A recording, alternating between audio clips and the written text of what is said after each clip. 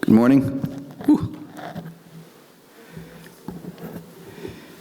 One second. Make sure I get the title correct.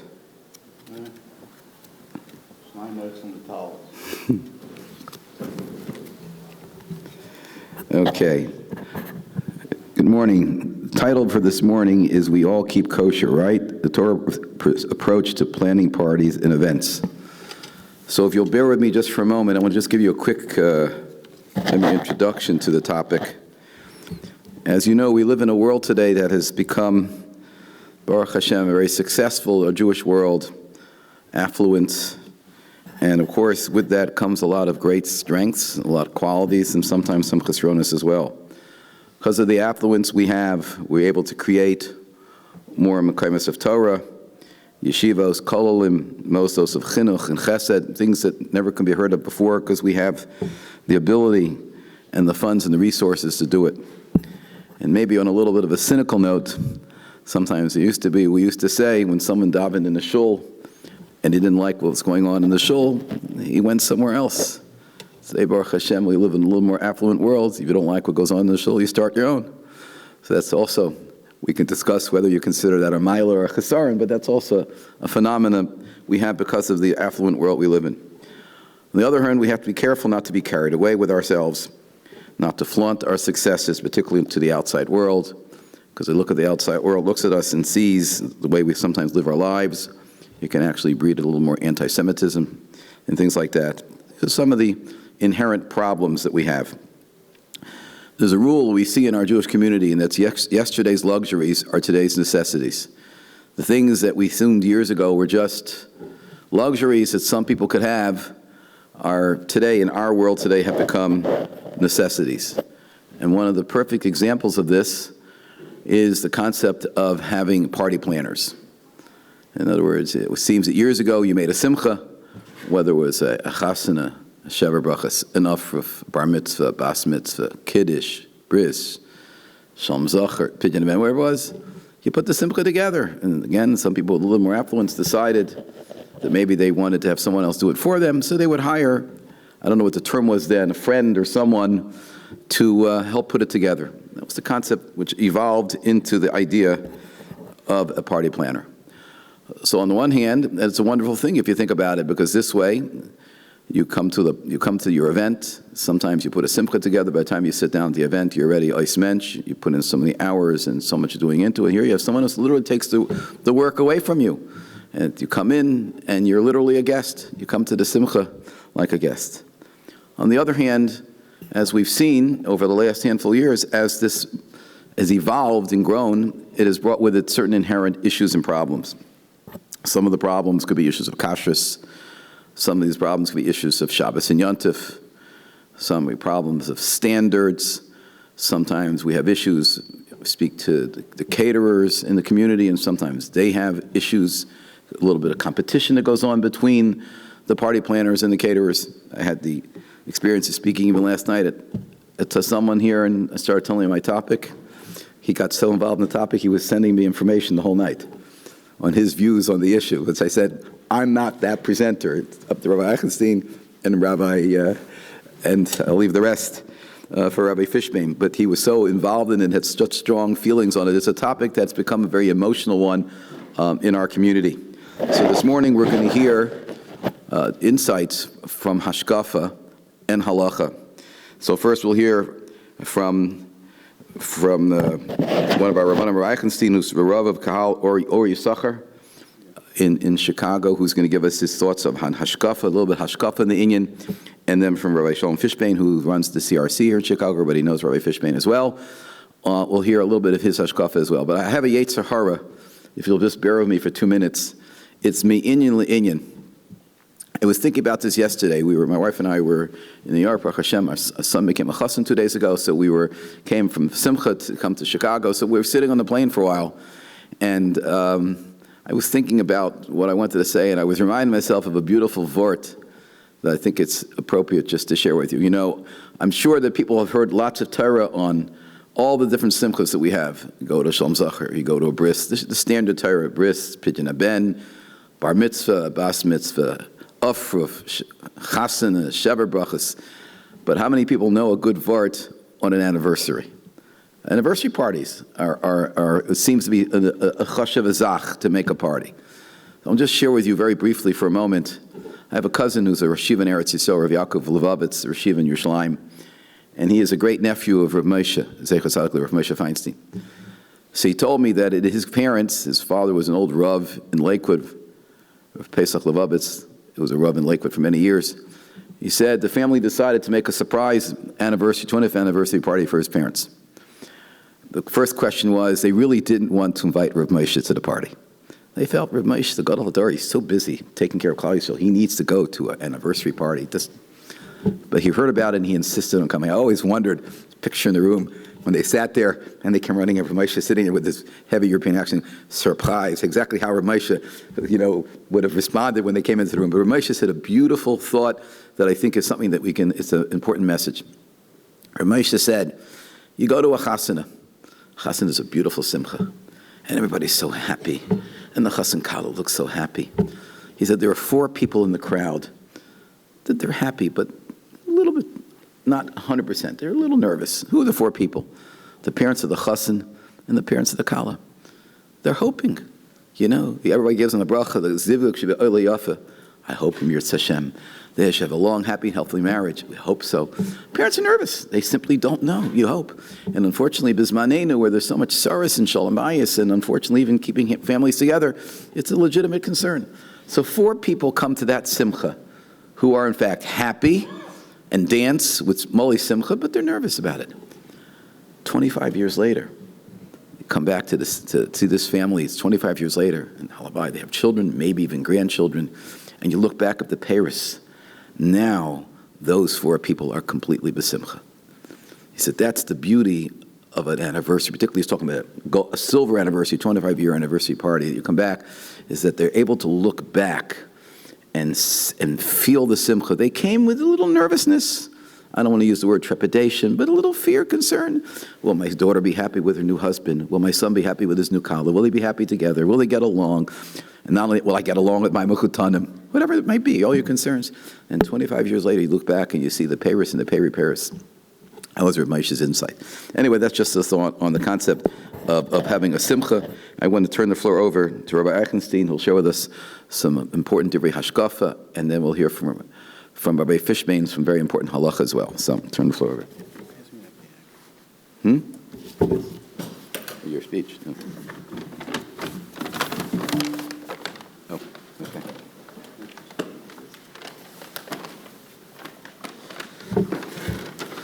Shakayach Rabbi Bernstein for the beautiful divrei psicha.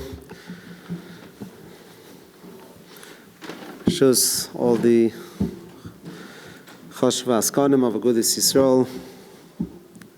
Very Sibarishim Reb Tzvi, thank you for the water and everything else you've done for this beautiful Asifa. Kvoid Maronim V'Rabbanon and Achron Chaviv Rabbi Fishbane.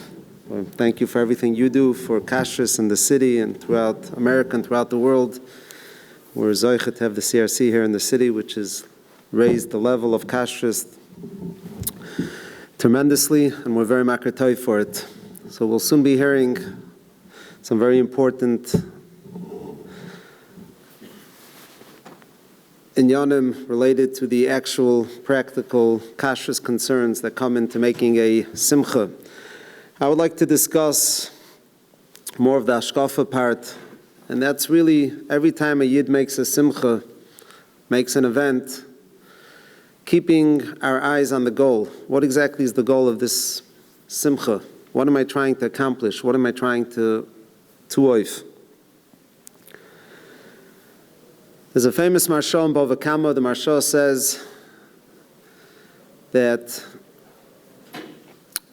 we know famously there's Ben Adam Lamakim, Ben Adam Lachaveroi, and then he adds there's something called Ben Adam La'atzmoi.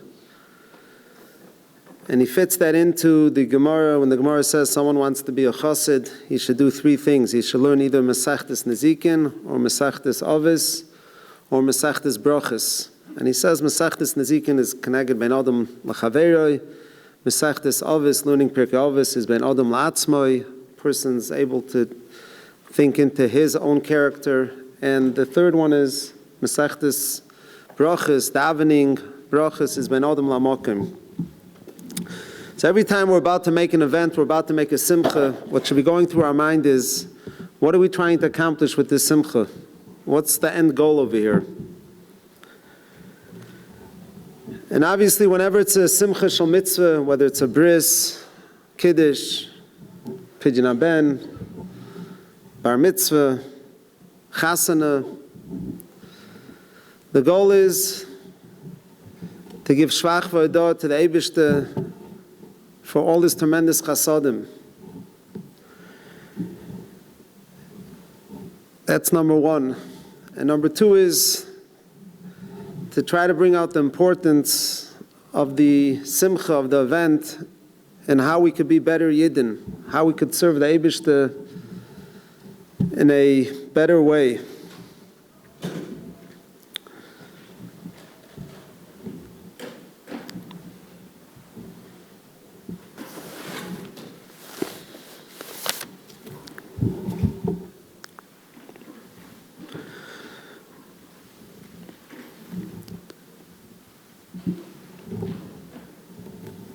There's a famous Ramah in Hilchos Chanukah. The Ramah says a fascinating thing. The Sudas of Hilchos Chanukah, he says, Be'etzem are Sudas shel chol. They're not considered Sudas shel mitzvah. However, if you sing Shiras v'Sishbachos, if you sing Zmiris, then it turns into a Sudas mitzvah, which is very interesting. How does singing a few nice naguna make or what could be a regular Suda into a Sudas mitzvah? And the Mefarshim explain what's accomplished is by singing Shiras v'Sishbachos, we're using the delicious food, the good atmosphere, as a vehicle to get closer to the Eibishter, as a vehicle to feel Kirvas Alikim, as a vehicle to give praise to the Eibishter. And that's what could turn into a mundane, everyday event, party, into a Yiddish party. Something what we call a Yiddish tam. When someone starts planning out his kiddush, his event, his suda, what has to be at the forefront of our mind, foremost, is what's going to make this have a Yiddish tam? What's going to make this event have a Yiddish chen, a Yiddish tam? And when a person keeps that goal in mind, you'll see that it's not only about the food, it's not only about the decor. Most important, it's about when everyone leaves that event, are they going to feel closer to the Eibishter? And if someone makes a simcha and the people walk out not feeling closer, Kirvas Alikim, then many times the main purpose was not accomplished.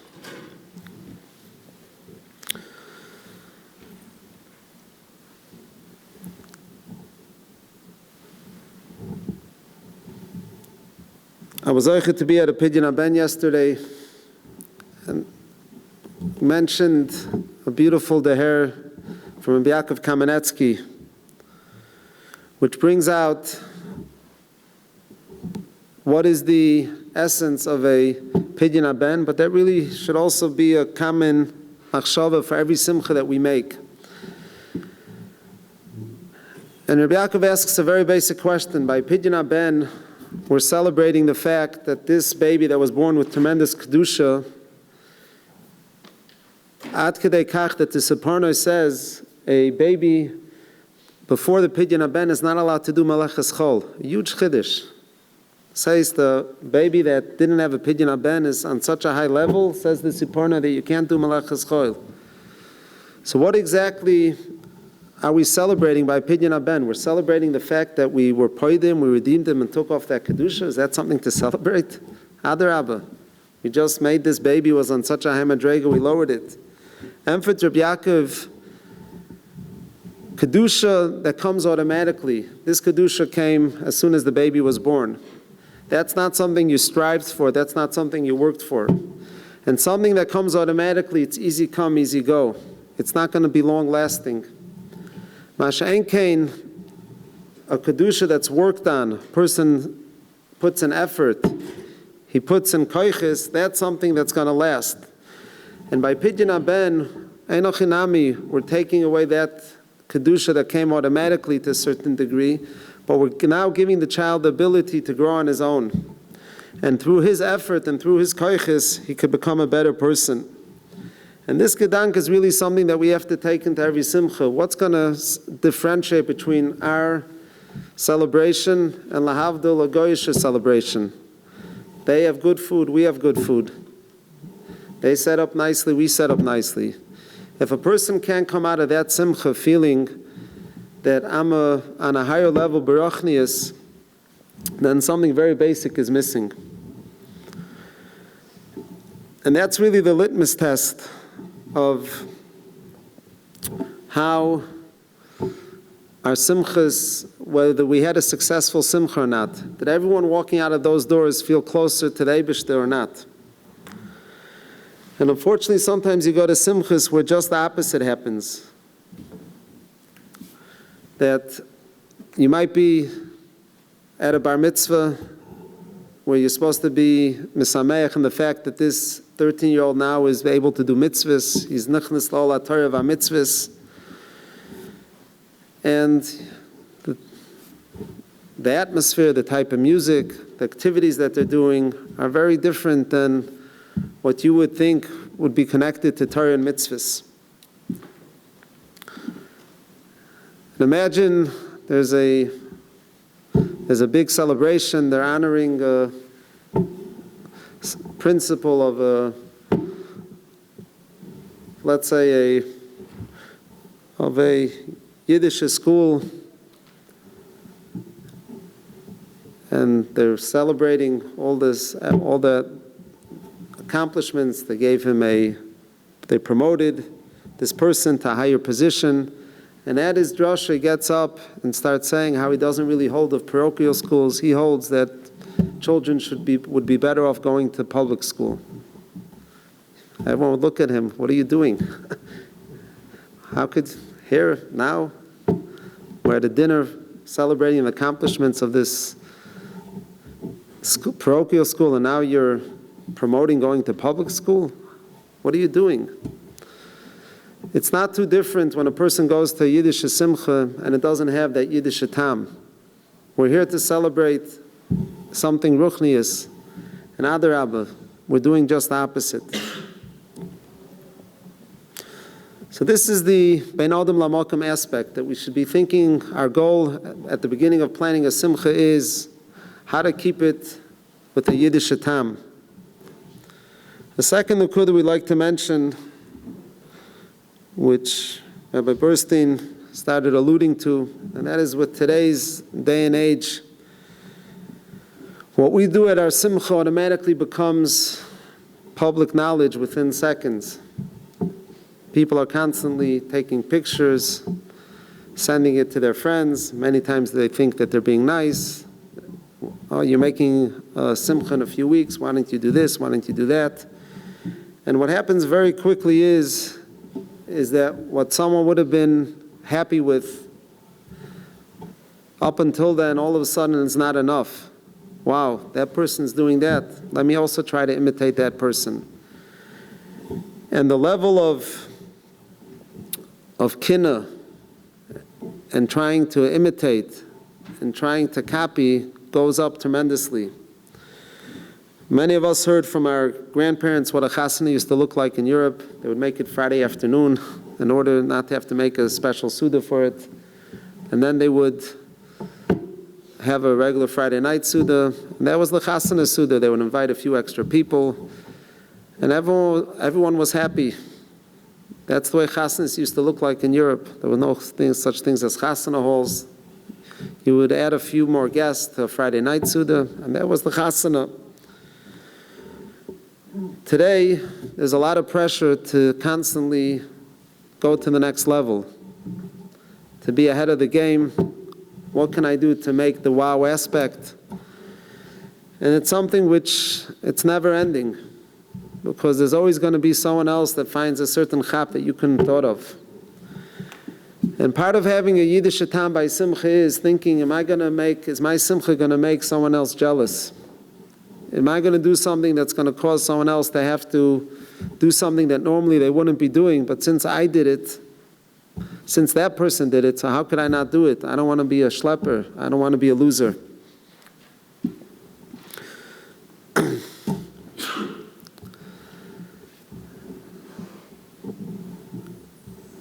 It's hard to believe, but a year ago this time, most shuls outside of the East Coast were still, the simcha halls were closed. And people learned how to make simchas on that, almost like the old European way of making very small simchas. And guess what? Believe it or not, they were happy. The Chas and Kala ended up being happy on a lot smaller scale simcha. The Bar Mitzvah Bocher was happy having a backyard Bar Mitzvah. And people started to see that, you know what, I don't need to have every last pitchivka in order to make me happy. And I remember hearing from different people, what will be the long-lasting effect? Will it be taka shaykh to change certain customs that we've gotten used to, not to have to be so ostentatious by our simchas? And I can't say for what's going on everywhere, but I'd like to share one thing that Baruch Hashem, our Kehillah and myself are very proud of. That over the last year, since the Simcha halls opened up again, we were able to make certain packages, which there's 3 different levels, but the idea is that everyone in shul is going to have a unified Simcha.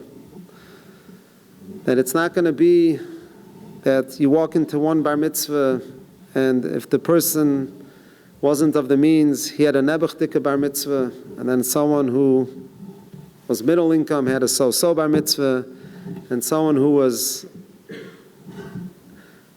able to or not able to, but someone who spent a lot of money is going to have a wow bar mitzvah.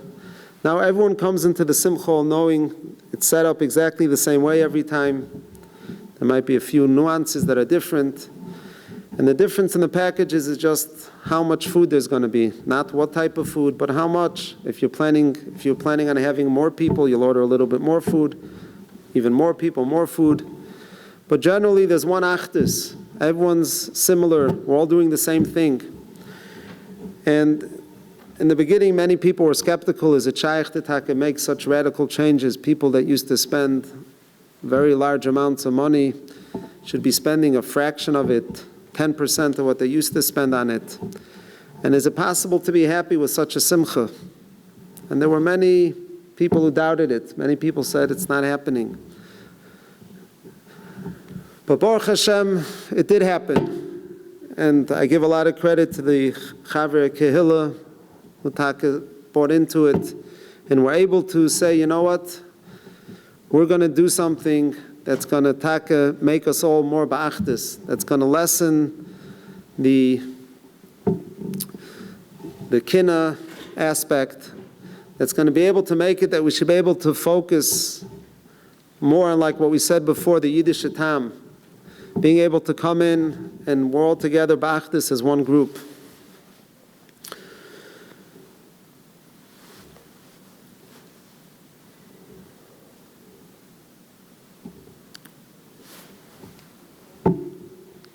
If a person is able to make a simcha that has a Yiddish tam, that doesn't cause kinna to other people, that's a simcha that brings down tremendous chusim. That's a simcha that will be a message for whoever's part of the simcha, whoever's leaving the simcha, they'll say, this had a Yiddish tam.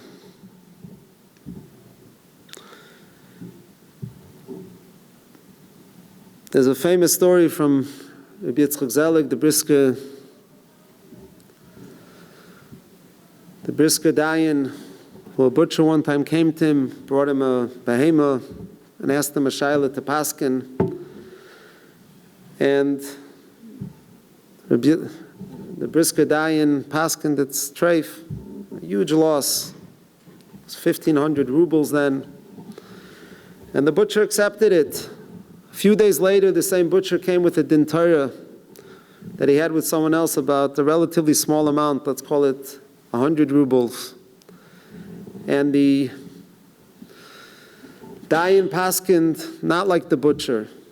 And the butcher lost it. He started screaming, went on a tantrum.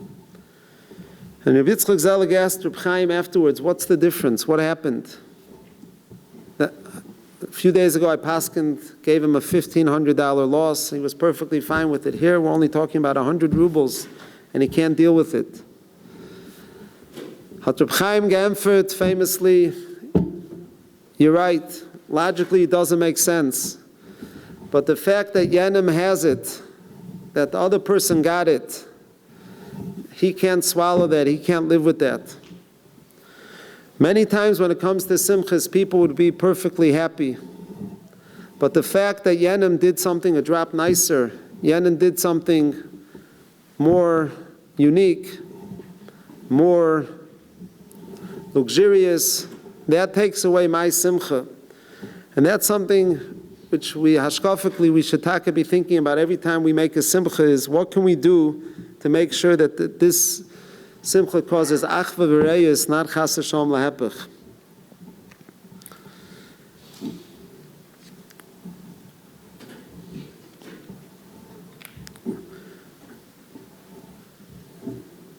There are people here from different cities.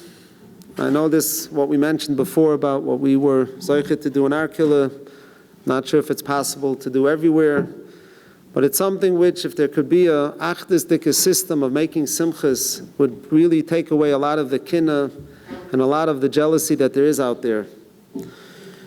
Eibishter soll helfen, we should be zoiche to make simchas auf a yiddish tam, and we should be zoiche that it should be kosher, l'mahadrim in a mahadrim, like we'll soon hear many different ways from Rabbi Fishbane, what to do and how to do it in a way that's going to be hen ben adam lamokim, hen ben adam lachavera, hen ben adam la'atzmai, on the best and shenste and Yiddish way.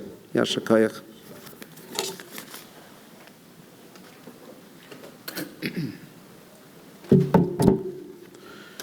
Yasher koyach, Rav Pinchas. Taka is a very good thing you started, and Mirz Hashem, others should learn from what you've done. And the Baruch Hashem should give you koyach to continue in this malachas avodah. So, my name is Sholem Fishbane, and I'm the Kashrus administrator of the CRC, the Chicago Rabbinical Council. Also the executive director of something called ACO, Association of Kashrus Organizations, which most people don't know about. That's by design. We're really just behind the scenes trying to help each other, but it does allow me to have an understanding, an ear to the ground of what's going on in Kashrus. But that's not who I want to speak today from this podium. I want to speak to you as a resident of Chicago, someone that has been here since the second grade. Yes, took a little bit of, learned in Koil and in Yerushalayim for a little bit. So actually, my wife and I were the rabbi in Rebbitzin in Buffalo for 4 years. But I've been here and I've been in Midwestern for most of my life. And, you know, I think of myself as somewhat level-headed, not too machmer, not too makel. I would love to get to a point where I walk into a Sholem Zacher and I don't hear the line, "Oh, quick, hide the good liquor, Rabbi Fishbane's here," you know. But I have to tell you, it's a real challenge in the position that I am in giving a hashgacha in a city where there's all sorts of shades of orthodoxy. The people that remember the old days. I mean, I remember growing up who kept Glatt, let alone Yashon, right? And, there's that part of the city, and then there's the right of the city, as they call it, trying to balance the two. It's a real challenge, trying to have one hechsher to do all. You can never go backwards. I also have to worry about the people that come into the city, that coming Mishalachim from Eretz Yisrael, the people that grew up in Williamsburg, that never in their life ate something that wasn't Pas Yisrael, Chol Yisrael, Chol Stam.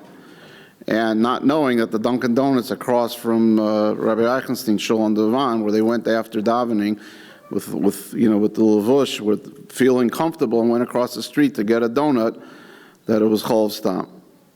I have to think about these things, and it's a challenge. So in running such a hashgacha, my mandate by our poskim and by gedolim that I've spoken to is when you do something for the rabbim, you have to do it on the highest standard. So yes, our liquor list is not going to include things that you need a shtickle Torah maybe to be mater. And yes, the Starbucks list, and I'm so sorry for that, won't include every single thing that, But that's the mandate we have as a hechsher by the Rabbanim. And I have to tell you, if you would come to me or one of the Rabbanim and say, can I drink this particular thing? If you take off the CRC hat as those in charge of keeping Kashrus to the highest standard, and talk to you and learning, there may be a heter for something. I'm not saying not. But that's the mandate of who we are. But again, I want to talk to you today just as a Chicagoan, Midwestern. It's a great city, Chicago. I know people that I'm very close with that are living in other very well-known cities that say to me, I wish I could do it again and come to a place like Chicago where it's crazy here, what both Rabbanim spoke about, the rat race to take it to the next level. There's something about being out in Midwest that you're able to have the best schools and the best Rabbanim, yet, and it's a different conversation. I spoke a couple weeks ago at the National Agudah. That's a different crowd. I feel we can talk amongst, on a different level maybe, here. So, my wife and I, we try to choose the best schools for our children, the best Rabbanim for us to associate, the best shuls, the best chavrusas. But, like Rabbi Brudny told us once, HaKadosh Baruch Hu has different divisions in his army to get to the point of having the level of l'sakin oilam b'malchus shakai.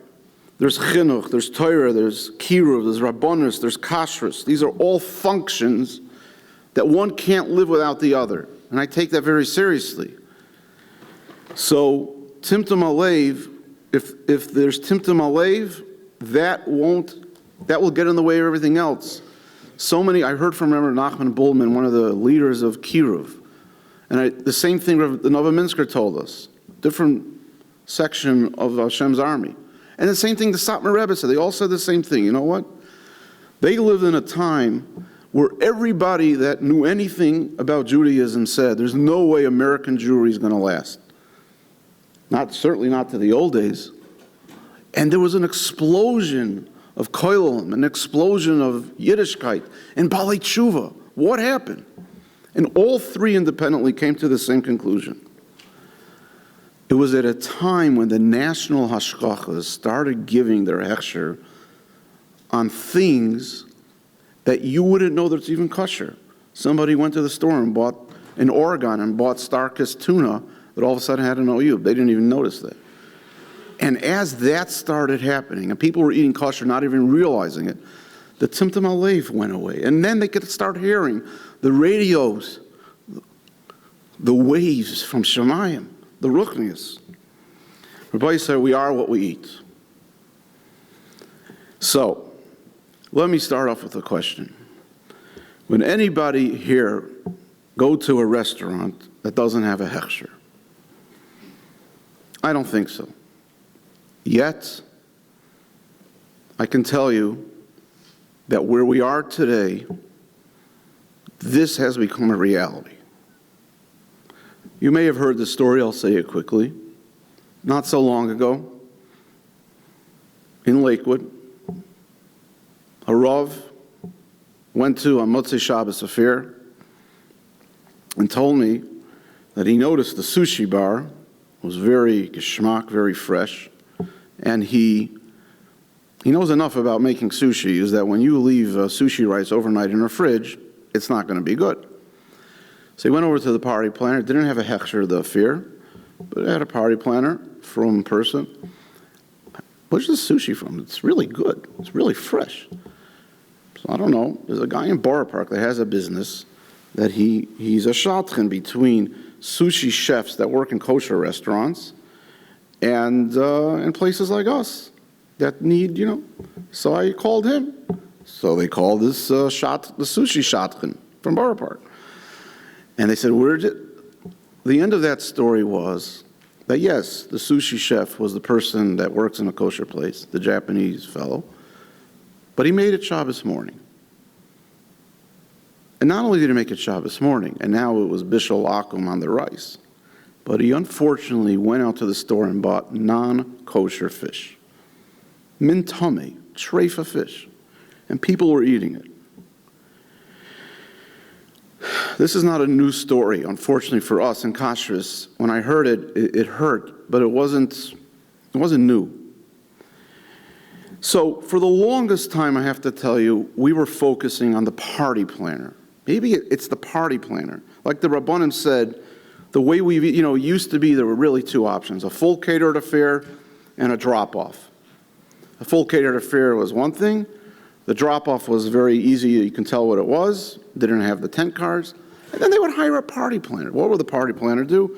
Props, make it look pretty, put this here, bring in some vase. It made it very nice.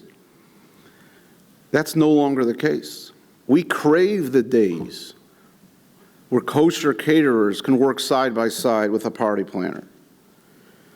That's no longer the case. What's happened is that there's so much lachatz in all of our lives and all over. The party planner has said the biggest thing they sell is, come to us. We'll make life easy. You can walk into your own simcha as a guest. You won't even have to I'll do the schlepping and I'll do this. I'll take care of the food. Tell me, what type of food do you want? And that's what started to happen. The party planners became the caterers. Not that they made food. That was always that's the excuse that you'll hear from a party planner. I don't cook anything. Why do I need hashgacha?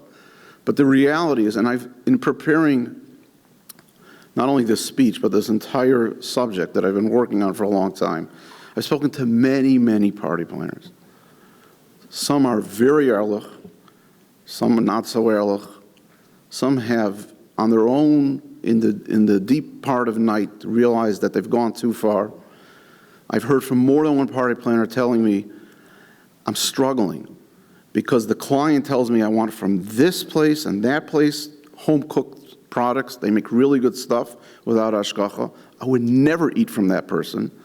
But there's one word that will ruin a party planner's business, and that is the word no. If a party planner can tell a client, no, I'm sorry, I can't do it, that's beyond what I'm comfortable with, they'll lose clients. And the party planners have told me they feel bad, like they've said many, I've heard this is something I've heard from party planners.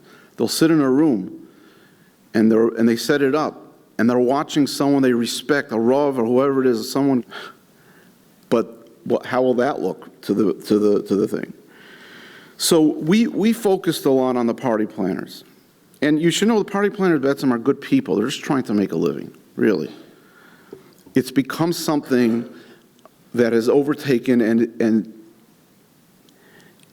can I just tell you that the scariest part when a party planner is running it is usually a Shabbos problem. The Amir La'akim is through the roof. Every week almost we'll hear about they ran out of ice and the party, somehow the guy ran to buy ice on Shabbos. It's not a once in a while story. This happens every week. And I'm not just talking about Chicago here. As I said, I have the advantage of hearing from all of my colleagues throughout, just somebody walking in and stirring the cholent megas on Shabbos. The problem is that when the party planner is the one that hired the mashgichim, the party planner becomes the Rav HaMachshir. I want to repeat that because this is the real issue with the party planner. Even if the party planner offers, let me get you a mashgiach, and that's a good thing, that's an erlicha thing, the only way that really will work is if the Rav of that shul, or even the Baal Bas, the client, is the one paying the mashgiach. Otherwise, the party planner is the Rav HaMachshir. I'm saying this from first-hand knowledge. I have so many stories, but I don't want to take my time to tell you all my stories. I'll just tell you one really horror story. A mashgiach went into a place with the party planner, and the party planner brought in a cake that not only didn't have a hechsher, he thought it might be milchik, and it was a fleishig affair. And it was a big fancy, maybe it was a wedding cake or something like that. He wouldn't let it out. You know what the party planner did? He called the cops. He called the cops on the mashgiach. And there was a whole scene. That's a horror story. Thankfully, by the way, it was not Chicago, so just want to put that out there. Or Cleveland, there you go. Okay. But it was a place that almost everyone in this room has been to and goes to often. But I want to tell you something. That the truth is, to be fair to the party planners, it just didn't add up. The math didn't work. I'll tell you what I mean. As I said, as executive director of ACO, all of a sudden, especially Corona time, there was a tsunami of calls I was getting from different communities, not knowing that the other community's calling. The first community that got COVID in our world was Crown Heights. And I remember a Rav calling me and saying, there's something going on here. There's some new illness that's affecting the mouth and the throat, and I am certain it's connected to the absolute hefkerus people are eating at homes, at all these places. They're just walking in and eating. I'm certain it's connected. What can we do to bring Kashrus awareness? What can we do to get more achsherim? What can we do about it? And then Lakewood called, and Muncie called, and Brooklyn, not knowing, what happened here?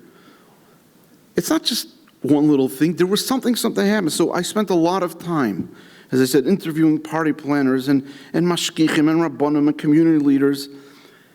And what happened is that it became a perfect storm of a social change. Right? Remember that, was it Sandy in New York, where there was like a perfect storm, like 4 things happened at once? It became a perfect storm, perfect not in a good way, a storm, a tsunami of social change all at once. And those are the following 4 things. The party planners, the Instagram chefs, which include all sorts of home food business, especially once Corona started. And we'll include in that private chefs, huge thing, huge problem. There was what we'll call the mega Heimische stores that were selling everything and anything. And finally, the incredible lack of knowledge of the basic consumer. So the party plans we spoke about. And as I said earlier, the main issue with the party plans is not just that, but is that their business is very much tied into the home cooker and the home chef. They buy they give the business because the client says that person makes unbelievable salad, get it from that person. One party planner told me that he offers all the time, do you want me to get a mashgiach for you? Most of the time, he's being refused. You walk into a bar mitzvah, we have a lady, she makes popcorn under hashgacha, high-end popcorn. Used to be popcorn was popcorn, right? I got a present yesterday in our office small little thing of popcorn was like $50, you know.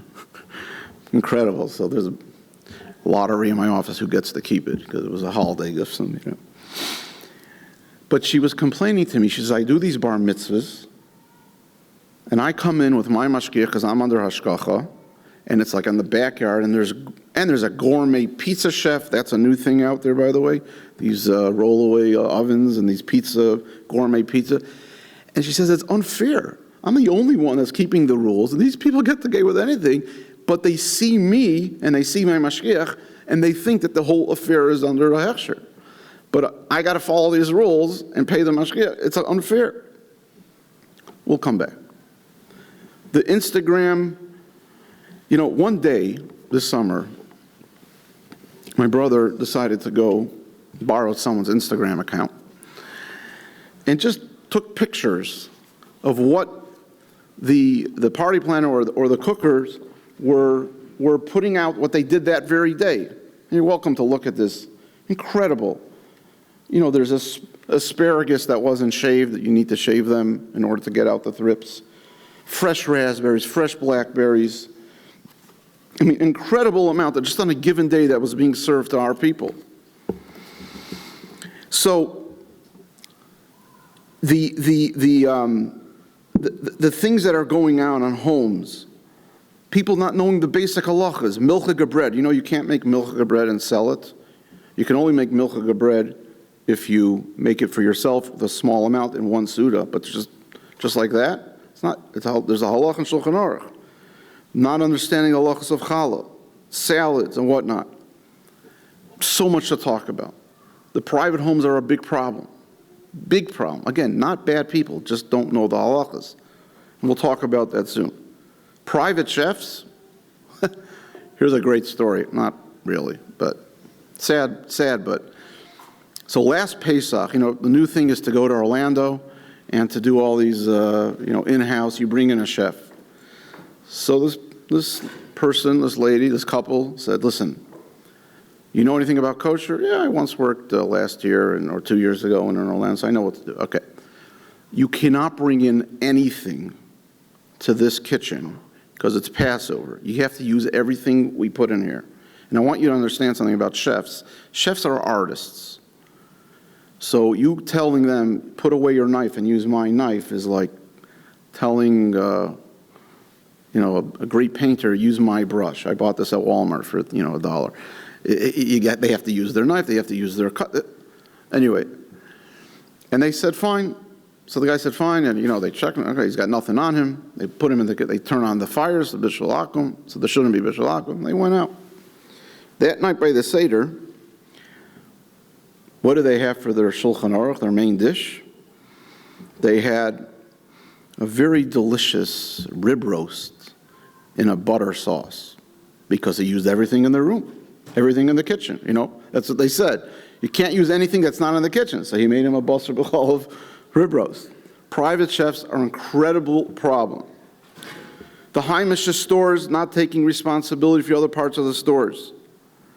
How many times have we heard somebody walk in and seeing a nice fruit platter, and on top of it were fresh raspberries? Fresh raspberries are the hardest things to clean. Just if you know anything about raspberries, when you play with them to try to get the bugs out, you ruin it. They're very, very sensitive, as an example. Blackberries are a little tougher, so maybe, but raspberries, forget it. What do you mean? What's wrong, says the party planner. I bought it at Bingo. I bought it at Evergreen. What's the problem? We in Kashrus know, today's not a bug speech. And by the way, there will be a chance for question and answer afterwards. Today's not a bug speech. There's a lot to tell you. And there's a lot of different opinions and all that. But there are certain items in Taloyim, certain items in vegetables or produce that are muchzik d'oraisa, which means is an isser d'oraisa no different than eating a ham sandwich as they are then until you do something to take it down from an isser d'oraisa. The organic fresh greens, the raspberries, the blackberries, the kales, the unwashed strawberries. These are things that the poskim have said are isser d'oraisa to eat as is.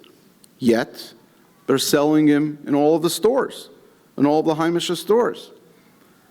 I have a friend who lives in Vermont, and he told me that someone gave him organic girl, romaine lettuce, and he didn't know anything about it. There was some hechsher on there which he didn't know about, so he not reliable. I think it was organic, or maybe it wasn't that name brand. I don't want to. And he Googled it, and he sees that they're selling it, I think, in Bradbury and Bar Park. Oh, Bradbury, Bar Park on 8th, like the most Heimish. Oh, it must be good. That is what we're bullying. So when you walk into these big stores that have one part of it, the deli is under a big hashgacha, do you know that most cases, just that part? And I went into bingo not so long ago, and I walked down the aisles, and I wrote down all of the things. There was bird's eye broccoli next to the bodek, and there was many, many things that you cannot buy as a frum yid as its own state. And I went over to the people. I said, do you know that you need to do this? Why do I have to do it? I'm in bingo. And I couldn't understand until I hopped the psychology. The psychology was that this was a safe zone. Avram Fried was playing. The guy stocking the shelf, Pius Mitzitzis. This was a safe zone. This is in Lakewood with a Hamish thing. And a Rav told me that he has gone, this is in Flatbush, he has begged those stores, and I'm not picking on bingo or whatever, it happens to be the ones I visited myself. Please don't sell these things. People don't know better. And the answer he told me was, this is our best selling product. This is really our best selling product. I have to sell these things.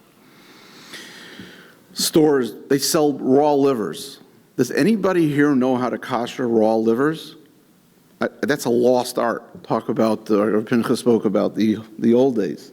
You come to my house, I'll show you how to do it. We still do that once in a while.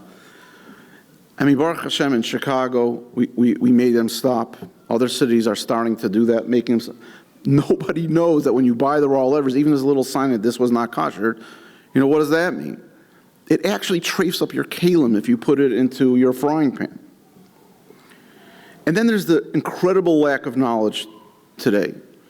You may have heard this story, but I'll tell it to you because it's a personal story with my family. My cousin called me Erev Tisha B'Av about trying to prepare for the fast and said to me, texted me, by the way, Starbucks refreshers, is that good? I wrote back, no. So she writes back, yeah, but all of my friends here in Lakewood are drinking it. Still no. So then she writes back, is this one of your Starbucks chumras, or is it for really no good? So I write back, there's white grape juice in there. I happen to know that the white grape juice is a very high percentage, so it's not bottled or anything like that. So she says, and then she writes back, what's wrong with that? And that to me was like a shock, When I work and live Kashrus all day, so I can't imagine there's a person who went through the Beis Yaakov system, whose husband happened to be a mashgiach, not knowing that white grape juice, concentrated white grape juice, is treif unless it's, kedem or something special. It was really a shock. But the story didn't end there, and this is the main point. When talking it over with different people, including Rabbanim, yeah, what is wrong with it? Well, I didn't know white grape juice. My brother told me he called his daughter in, who went through the best of schools and is the best of seminaries, and said, white grape juice, why would that be a problem? It was an incredible shock to me.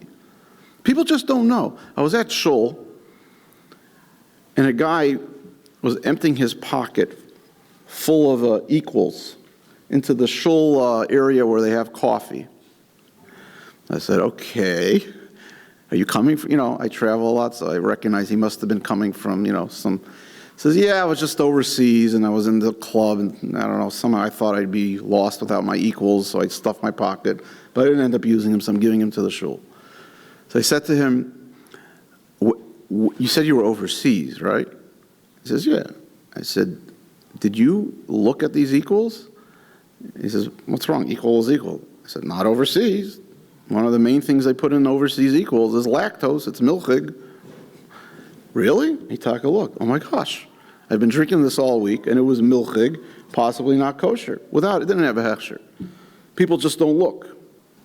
People don't understand when they bring a maid into their home or a cleaning help in their home that that person can't make their own egg for themselves because the bishul akum trafes up their own kale. I'm not talking about cooking for you.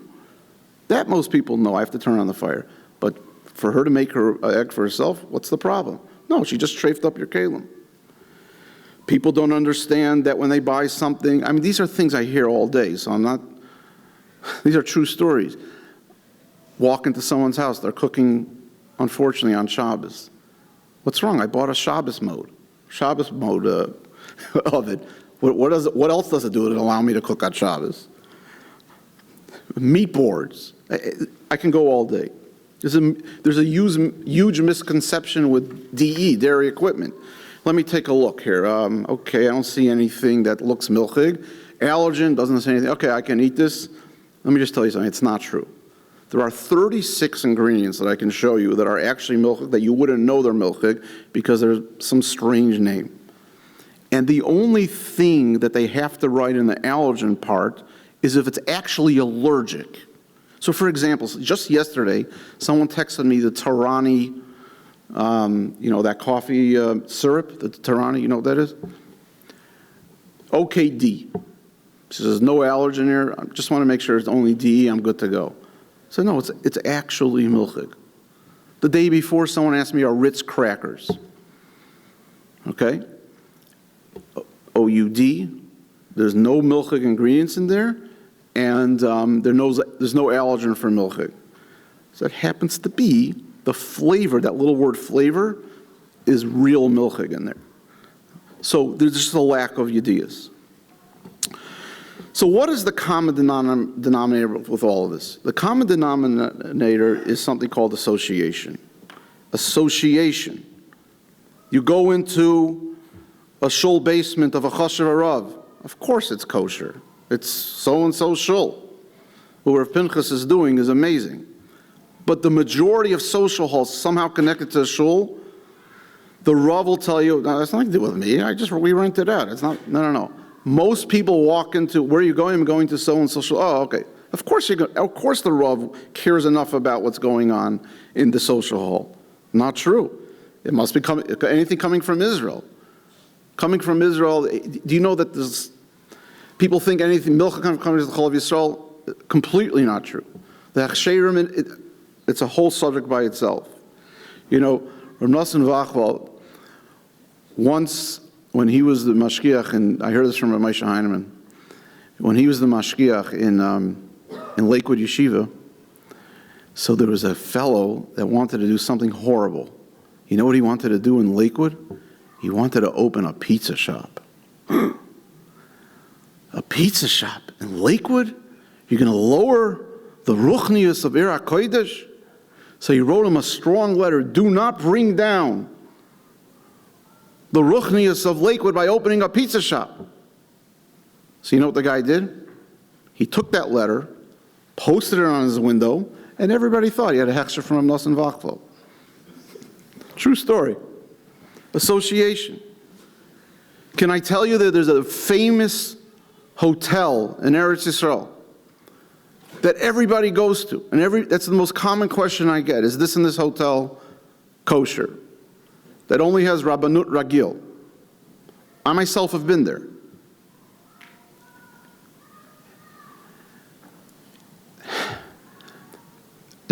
I've been there in the kitchen, we've worked with people to try to upgrade it, and it needs upgrades. It needs real hashgacha.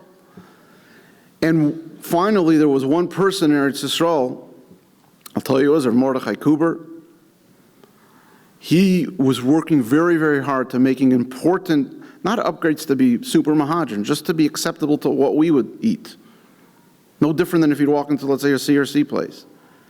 And the manager took him out to the dining room and said, you see all these sheitlach here? You see all these streimlach here? Why in the world would I work with you to improve? Everyone's eating here anyway. But you know what it was? Because I've been in that dining room when I went to check out the place. Yeah, there were very famous people in that dining room. Big personalities on Klal Yisrael were eating there. So if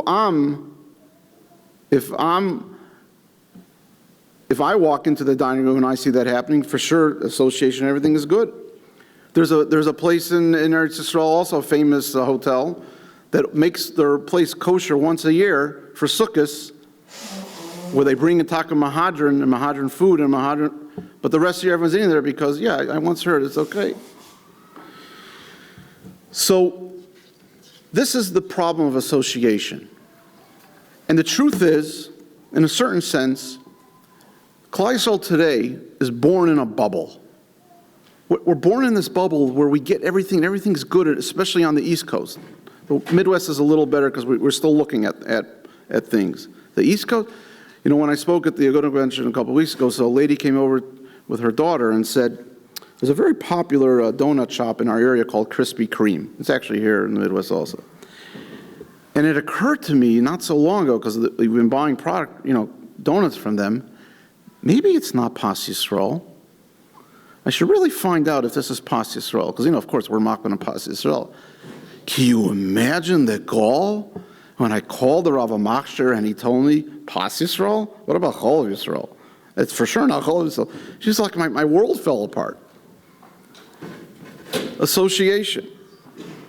So, if you dig deeper, there's a lot of things to say in understanding the psychology. Some people think we've got there because the Rabbanim have become too machmer on things. Others, like the Rabbanim, talked about the level of gashmias, the social media, a little taste of knowledge is too dangerous. Others say, listen, it's all politics. You guys, the Chsherim, you guys give on detergent. Like, that just like ruins it for, you ruin it for all of us. Like, everything's good, and if you're giving on detergent or water, then everything must be good. I've heard all this, and it's all politics. That's the biggest thing. But what could we do? Now, I do want to address one thing. Maybe you could say there's a halacha called Eid Echad Neven B'Yisurin. These people that are making these things are Shomer Shabbos. Maybe it's enough. There's 3 answers to that. We won't go through all of them, but I will tell you that, and this addresses the party planners and the home cookers. The halacha is the only time you can bake, cook, serve, produce food for somebody else and sell it to them. Because once you start selling, like Rabbi first said many times, you lose your nemanas, your nagea b'davar. Now, in the old days in Europe, they used to give a hechsher, a rav would give a hechsher to a person, not to an establishment like America today or the world today. But the criteria to give a person, and therefore, and this is the answer, if you're going to hire a party planner or you're going to buy food from someone's home, the halacha is that person has to be, and this, I'll quote Reb Shlomo Miller, these were his words, a yirei shamayim birabim, a God-fearing person known to people, not just on Shomer Shabbos, not just socially from, a yirei shamayim birabim. And Reb Shlomo Miller added, you know what a yirei shamayim birabim is? The Chazon Ish qualifies that. He says that when somebody goes and washes his hands in the Netilas Yadayim and notices that he didn't get that corner, like because you're turning your hand and that corner right here wasn't fully washed, and doesn't go back to rewash, that person's not a Yirei Shamayim Barabim. So if you want to know if you can eat at someone's house or buy from someone's thing, ask them to wash Netilas Yadayim for you. No, don't do that. So honestly, I really have one goal today.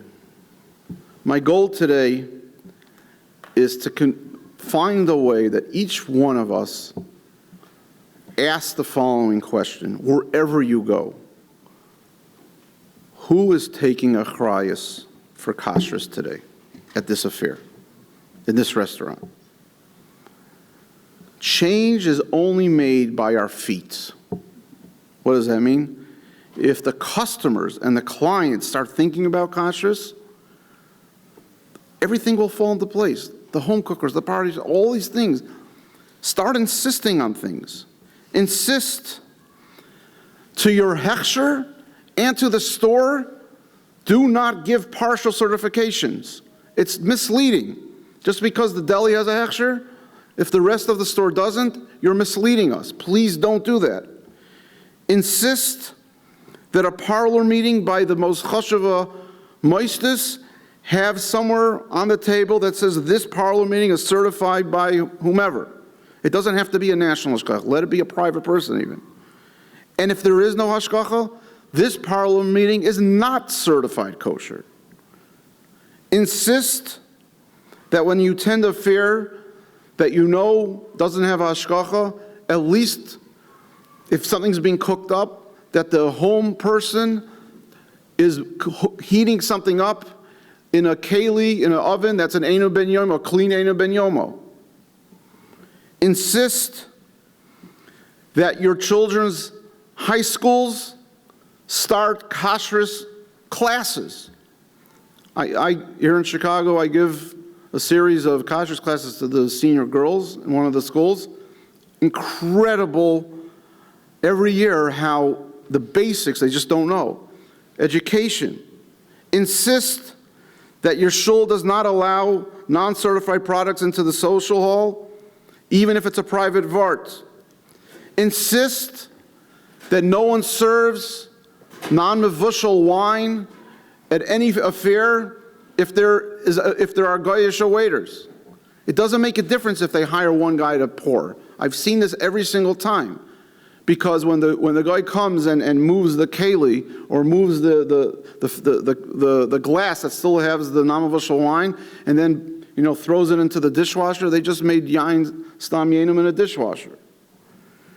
Insist that the camps you send or we send our children to have some sort of a hechsher. Camp kitchens, I cannot tell you what korban that could be. Insist that they have a hechsher. Or at least, like one camp in New York finally started doing, they brought in a Kashrus professional to walk through the camp and give them advice how the camp season should go along. Insist on, can I see your kosher letter when you walk into a restaurant? You know how many times you will find that it would expire 2 years ago? Or it might say, and this is true, we take responsibility for everything but salads because they don't know how to do taloyim checking here. It actually says it. It's like Ramussen's thing. Insist that you get a satisfactory answer to who takes achrayus for the kashrus in this event. And finally, daven. Daven that you and your children and all of us in our entire community be spared from eating Meichelis Asuris. Thank you for listening. Yeah, we'll take questions, if there are. Yes?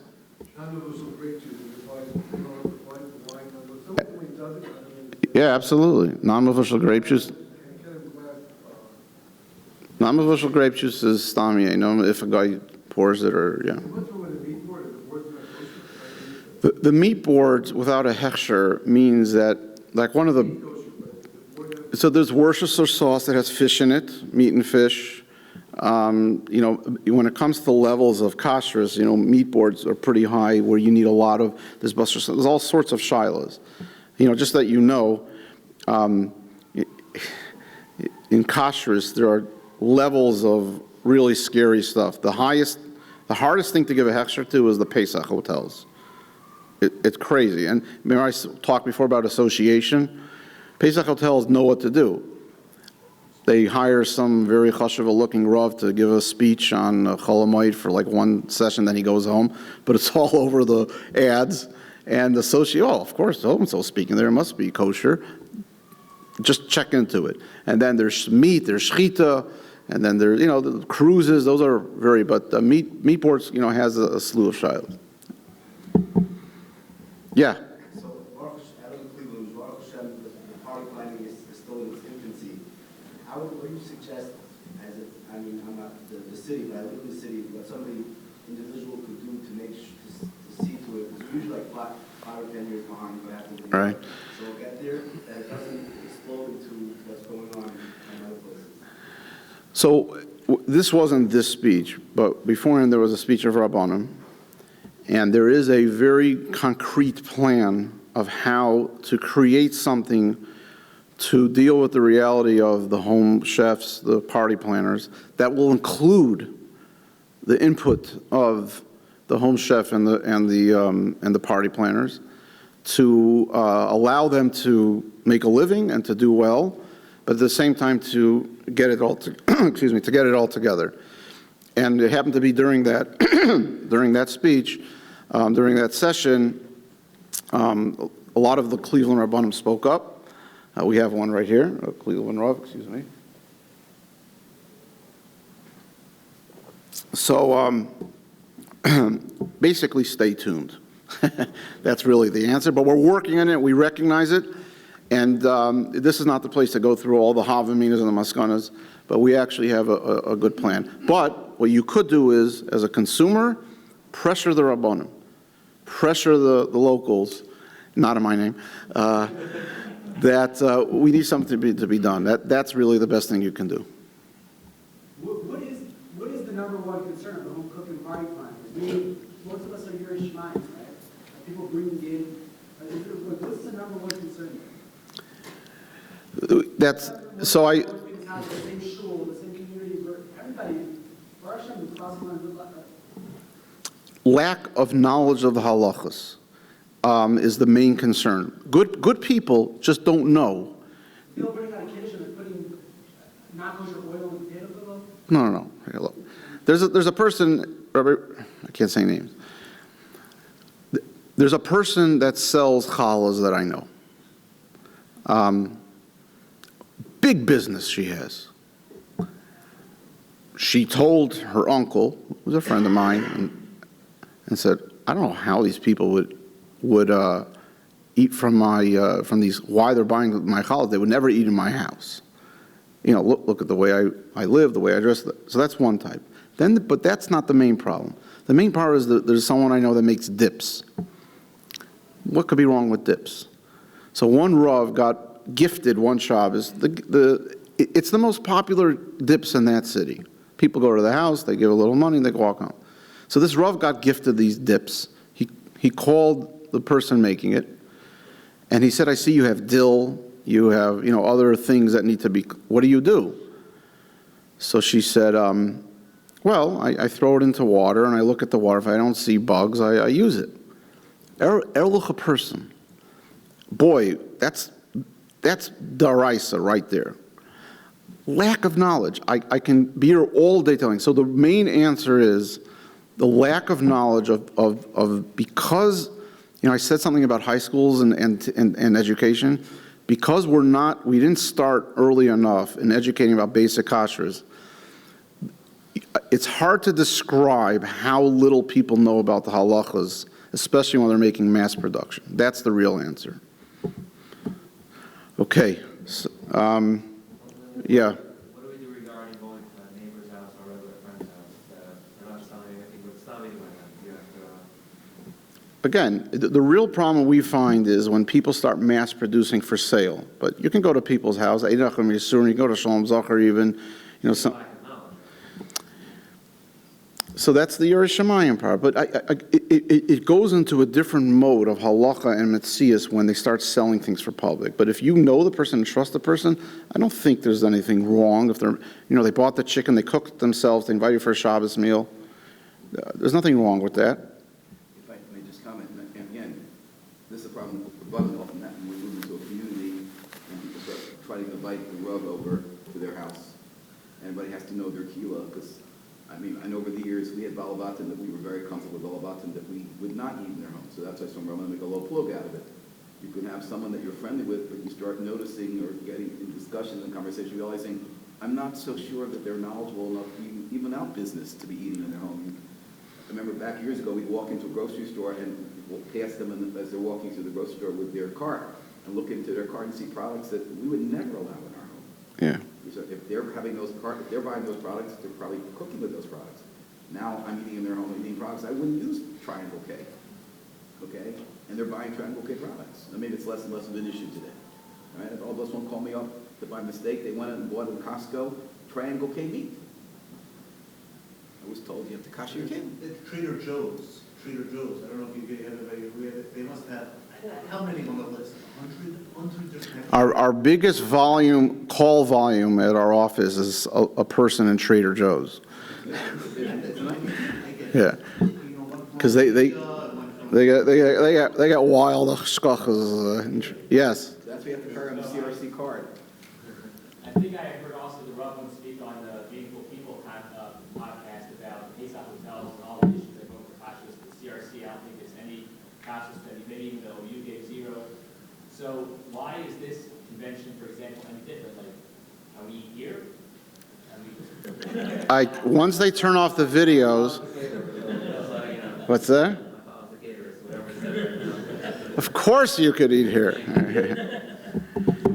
What's the difference? He has a very good hashkacha. He has 3 hashkachas, the caterer. I don't even know who the caterer is. I'm not making any. No, right? 3, are we up to 3 now? Yeah. He's got 3 hashkachas, and he happens to be a Yarish Shemayim. Yeah. Okay, the next session is starting now, so I can answer privately. Thank you for listening.